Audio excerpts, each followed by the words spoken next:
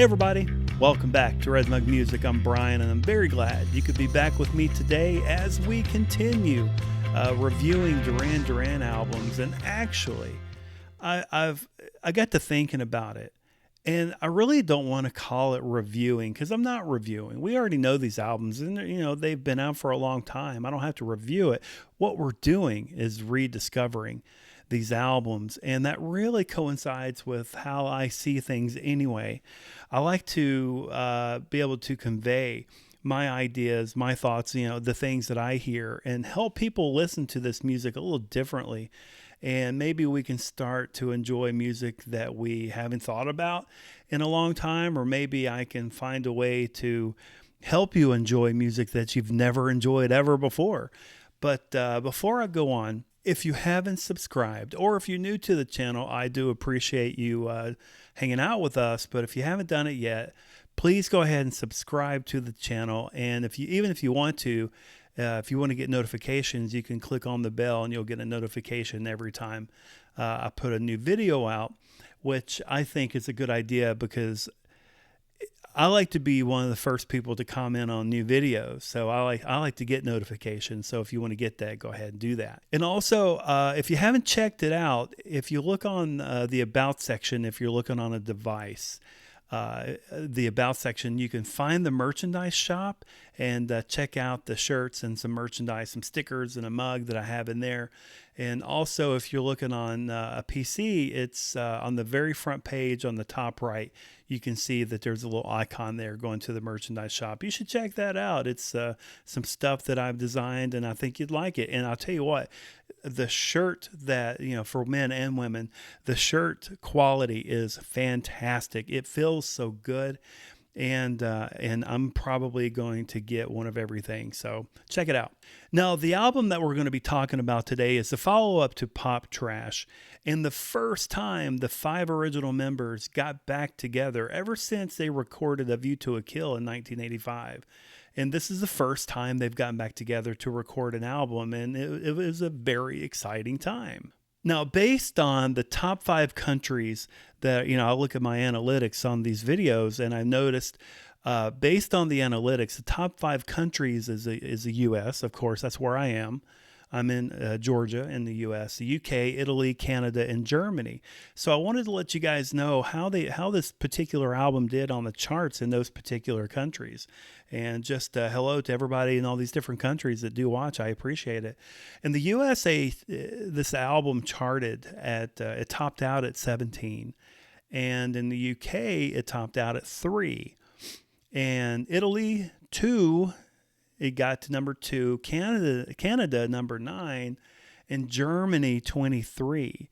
And actually the worst out of the whole list that I had was in France. It topped out at 87, so it didn't do very good over there. Not sure if they just didn't promote it as much in France, or maybe it's just not their cup of tea. But I just thought that was interesting. So it did the best in Italy and the worst in France. Crazy.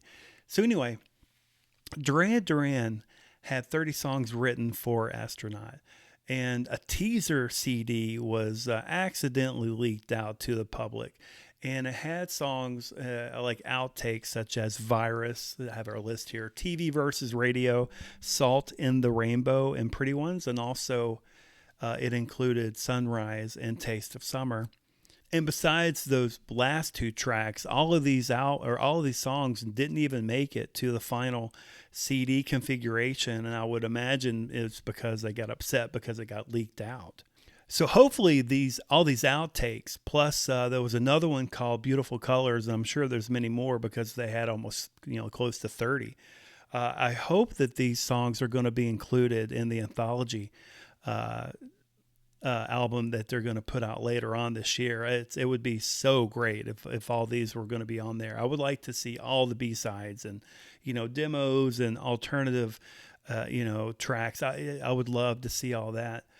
But I went through YouTube and I tried to find as many outtakes for Astronaut as I could, and I've got them linked down below if you want to take a listen.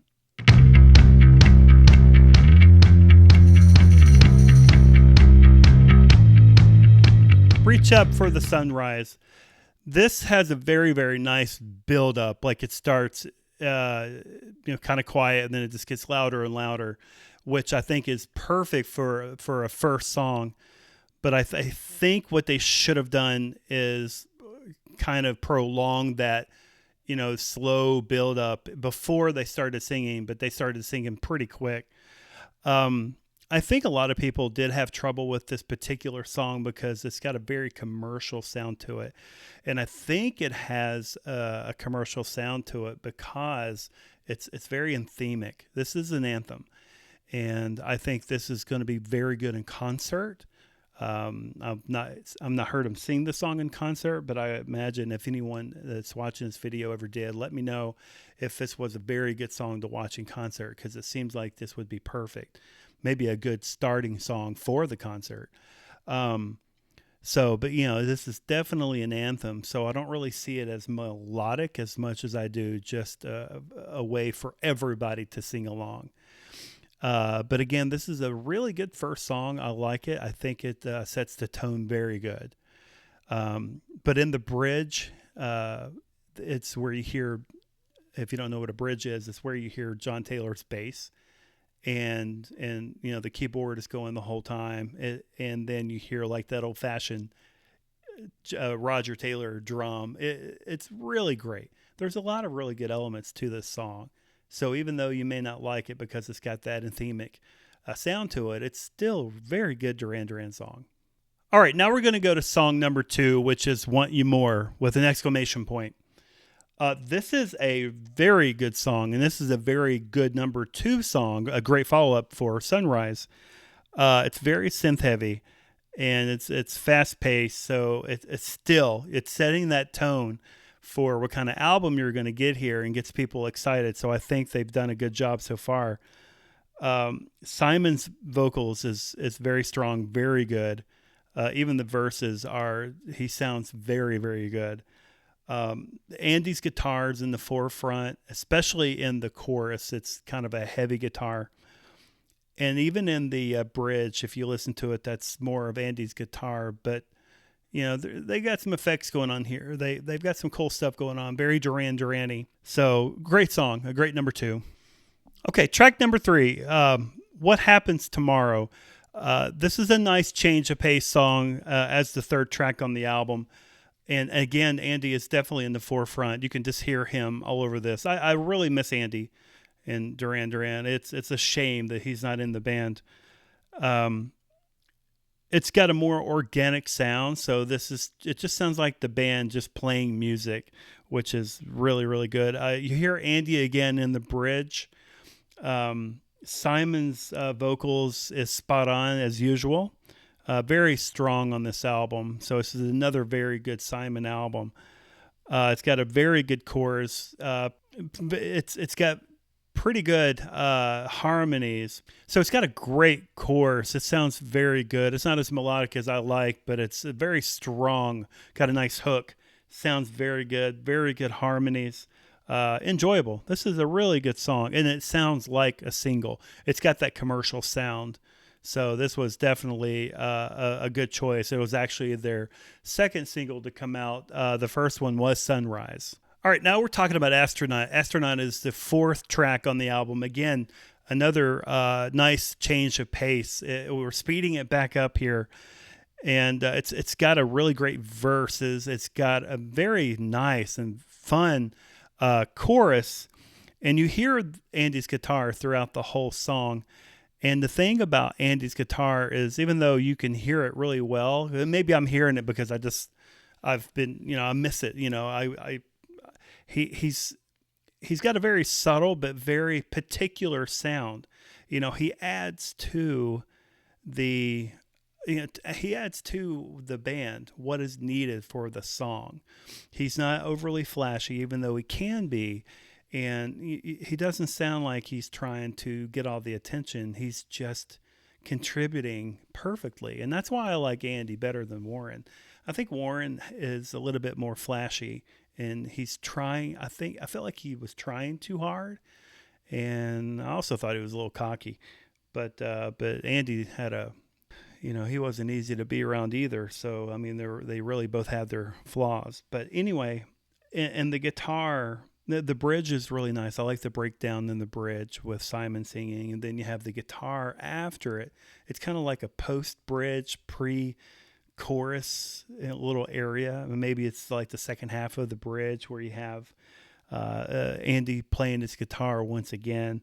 And it just has a very nice organic sound. I think this album may be underappreciated. It's very good, especially for the Duran Duran listener who is looking for that organic sound. They just want Duran Duran.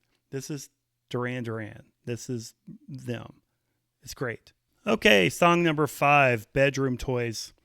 This is the first song that I run across that I'm not the biggest fan of, which is kind of weird because you can hear Nile Rodgers' stamp all over this. That he produced and maybe played on this. You can just hear it.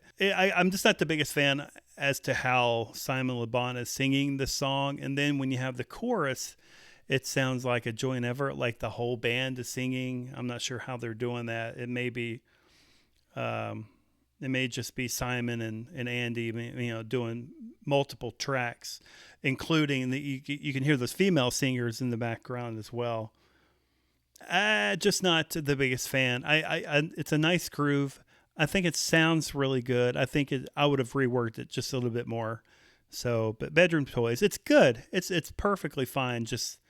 I'm just not the biggest fan. All right, now we're talking about the 6th track, which is called Nice. This was actually the 3rd release on the album, and it did not do very good. I don't think it was promoted very well. But my problem with this song, it's a good song. It's Simon's voice is very good. I like the chorus. I really like everything about it. I don't like the robotic singing that it starts out with, and then they use that to back up Simon Le Bon. I think that takes away from that organic. I know they're kind of like an organic / synth band. There's a lot of synth sound, and I'm perfectly fine with that because that's Nick Rhodes. He is a huge part of what Duran Duran sounds like, and I absolutely love it. But this particular situation, I think that was just kind of a bad choice to put. I'm sure it was fun to do, and it was something new and experimental, and that's great. But it's not my choice. So we have it's a dance tune, but it's created organically, but it has like the synth singing. It's just not.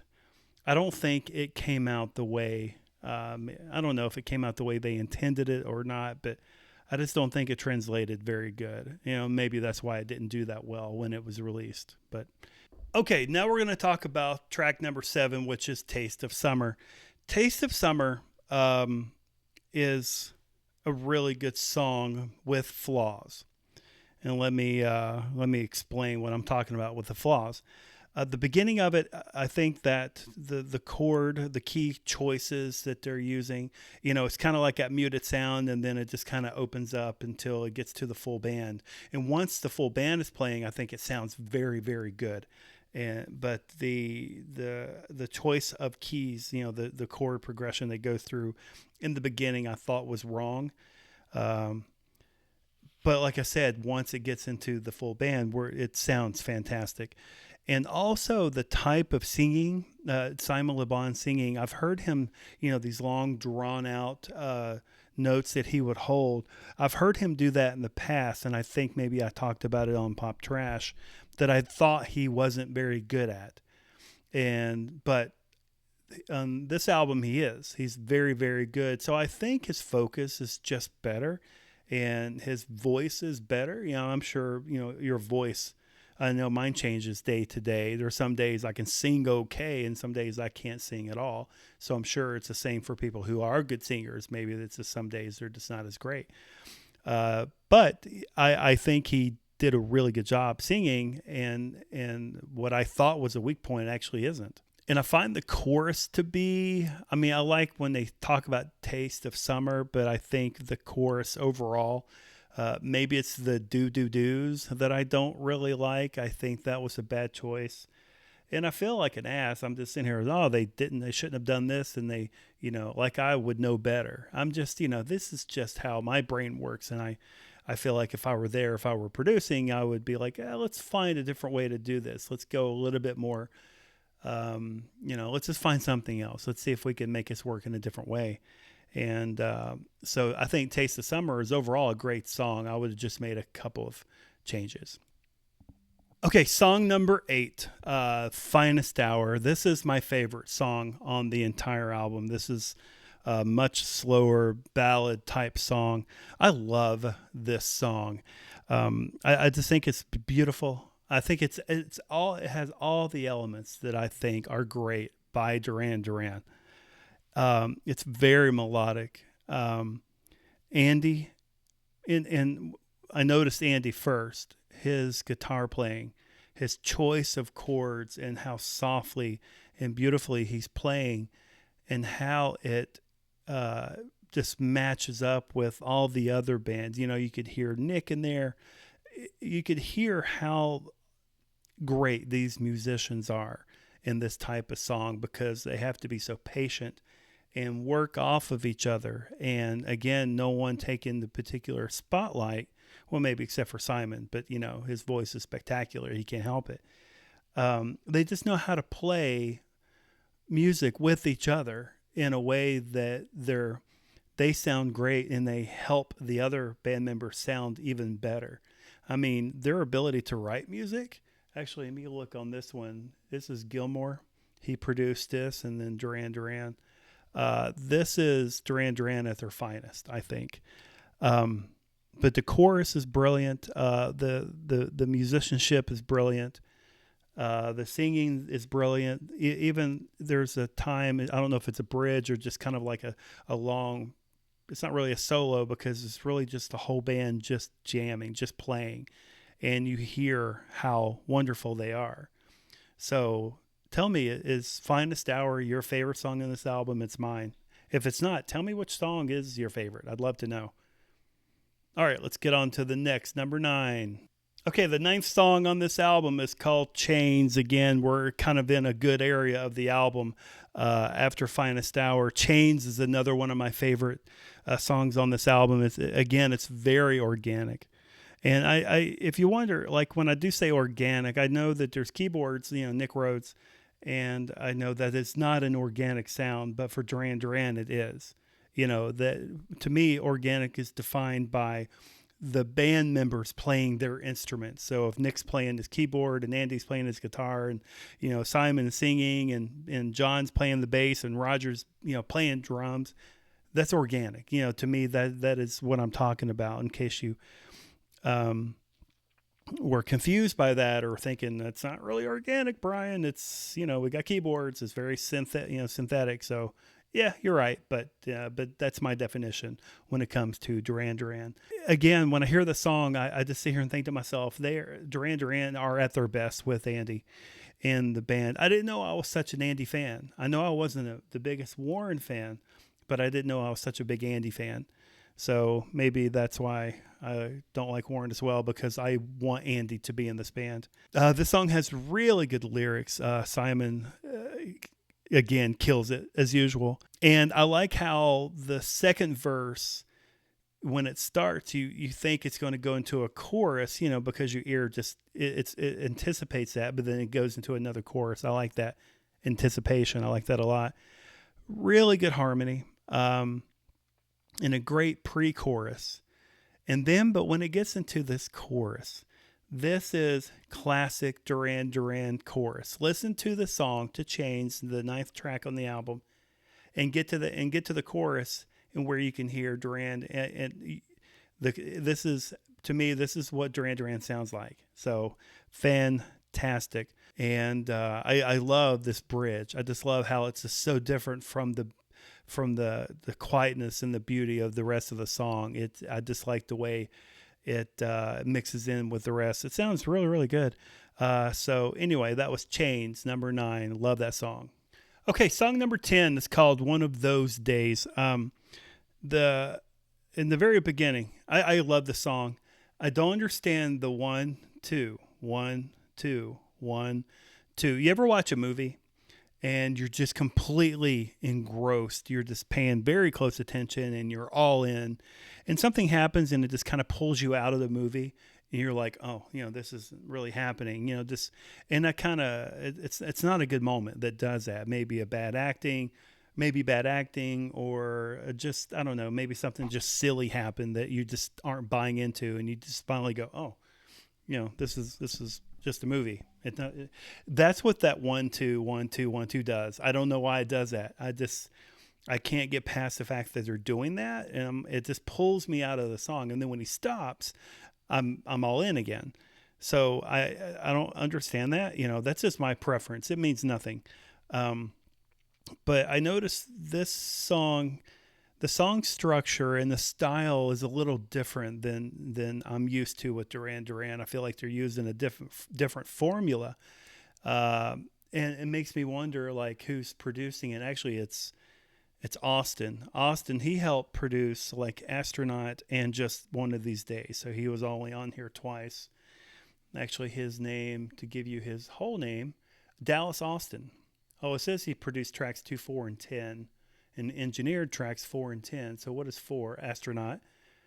And 2 is Want You More. Oh, I missed him. He's on Want You More, Astronaut, and One of These Days. So maybe those song structures are a little different also, and I just didn't notice. But I just find this to be a little bit different. But I really like it. I like how he says the name of the song in what sounds like to be just a verse. So I just like that sort of thing. I like it. I like the songs like this that don't sound like everything else that they do, but it works really well. And you go, oh, this band's actually kind of diverse. They're able to do many different types of things, and it works out. So One of Those Days, number 10. Let's go to number 11, which is Point of No Return. Okay, track 11, Point of No Return. I think the synth drum in the beginning, it's not very necessary. It actually makes me think about Smashing Pumpkins for some reason, which I like Smashing Pumpkins, but it's weird to be thinking about them while I'm listening to Duran Duran. But this is a really nice slow groove that involves Sleepy Simon, as I call him, and I think he does a fantastic job singing on this album or this particular song. But I feel like this song is all about the chorus. I can see them probably have come up with the chorus first. I don't know. That's what it sounds like. And then they just kind of built the song around it. Maybe they just found like a little nice hook for a chorus and just built it from there. I don't know. But it's a really good chorus, and it's got very good, you can hear Simon Le Bon backing himself up, which took me years to figure out that he did that. And but the choice of this very offsetting harmony that he does is very nice, and again very just like typical old-fashioned Duran Duran for me. I love that kind of sound in the chorus. And then you have the solo by Andy that has it's very simple, very unflashy, but it's just exactly what's needed for the song. And I think he did a fantastic job. Sounds like an acoustic guitar. And I just love it. I think this is a very good Andy album if you like Andy. So anyway, that's it. I really like Point of No Return. I think it's a very good song. Okay, the last track, number 12, Still Breathing. Still Breathing got a lot of votes. After people watch that my video, I'll link it right here. I link this a lot. The top 5 most haunting Duran Duran songs. They thought this should have been in the top 5, and maybe it should have been because it's definitely haunting. It's a lot of eerie sounds. Simon Le Bon's got this kind of a breathy, just kind of a low key type sound. I think his vocals are really good, but I tell you, the chorus where they ended up double tracking his voice, or maybe triple tracking, or maybe they double tracked it twice. It just sounds very layered. And I don't think he sang it more than once because it's pretty perfect, but that's possible also. I think that's a little bit of a strange sound. I'm not a big fan of that double tracked chorus. Not a fan. But when the song first comes on, you think, well, this is a really strange, uneventful. I mean, it's a good song, but for a last song, if you listen to, if you're an album listener like I am, and you listen to this, you're like, well, this is going to be a really strange way to wrap up the album. And then it gets to the last, minute and a half. I'd have to go back and look. You got, the last minute and a half. And you start noticing there's a lot of strings, a lot of extra added percussions. This one was actually produced by Mark Tinley and Gilmore, along with Duran Duran. And you start noticing they have all the strings and all the extra added instruments. And then it just does this really long minute and a half wind down, just they're just kind of slowly coming to a halt. And then that, in my opinion, is the perfect way to end an album. So even though when it started out, I was like, I'm not sure. By the time it's over, you're like, that was cool. So this, I mean, really, for when you think of the album, this is 12 songs. It's 49 minutes, so it doesn't have the longest songs, a lot of 3-minute songs on here. So it's a lot of tracks, but it's not a very long album, which I like. It's got a really great start with Reach Up and Want You More. It's got a lot of nice, not so much transitions, meaning one song to the next, but there's a lot of, it'll have a really good change of pace songs. It goes back and forth. It keeps your interest.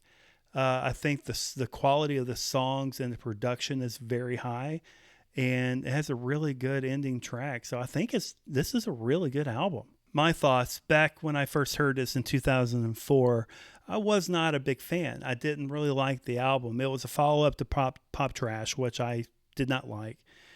And I like it more now than I did, but I didn't like it at the time. I think I bought this album, and I remember it had like the two sides, the DVD on one side and the dual CD or whatever that was called. And I have it here somewhere, but we're packing because we're moving to Florida, and it's already in a box somewhere. And I wanted to have that CD, but anyway, I just didn't really have high expectations for this album when it came out. And I think in my mind, I just went ahead and dismissed it before I heard it and didn't give it a chance. So really didn't listen to it a lot. Now when I listen to it, like I said, I hear fantastic production. I hear all these great melodic tones and beautiful harmonies and this excellent musicianship. And, especially Andy, that I just miss dearly. It's a great album. That's my final thoughts. This is a really good album. Listen to it and just, don't just throw it on in the background. I mean, listen to it. Pay attention. Listen to Andy. Find him. Find Nick. Find John. Listen to the harmonies. Listen to, the melodic textures. I mean, this is a good, really good, organic Duran Duran album. I like it a lot. So again, before I go, just like I said, if you haven't subscribed yet, or if you're new to the channel, please do so. It's a very good way to help the channel out. And also, I'm on Instagram at RedMug Music, and also check out my merchandise shop. I told you how to get to that in the beginning. And also check out Holly Carter, my sponsor with the Magic for Less Travel. If you have any vacation needs coming up, this year or next year, I'll put her information in the description down below, and you can click on that and get your no obligation quote because she is the best. So you won't be sorry. All right. Thanks for joining me, everybody, and I will see you all next week.